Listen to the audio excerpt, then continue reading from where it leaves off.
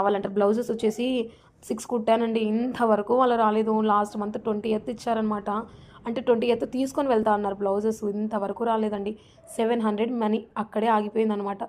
ఏం చేయాలో దిక్కు తెలియలేదు నాకైతే. ఎప్పుడొస్తారో తెలీదు. నాది మొబైల్ నెంబర్ ఉంది. పక్కన అక్కని అడిగినా కూడా షాప్ అక్క, అక్కయినా చెప్తుందనమాట. లేదు అంటే ఆ అక్కే ఫోన్ చేస్తుంది ఒకవేళ నేను లేకపోయినా కూడా. వీళ్ళేంటో అస్సలు రావట్లేదండి. అంటే రావాలనుకుంటున్నారో వద్దనుకుంటున్నారో కూడా నాకు అర్థం కావట్లేదు. ఎలా అంటే పాలిస్టర్ క్లాత్ అండి అవి. Just metre 25 rupees. పాలిస్టర్ 6 అంటే ఎంత పడుతుందండి?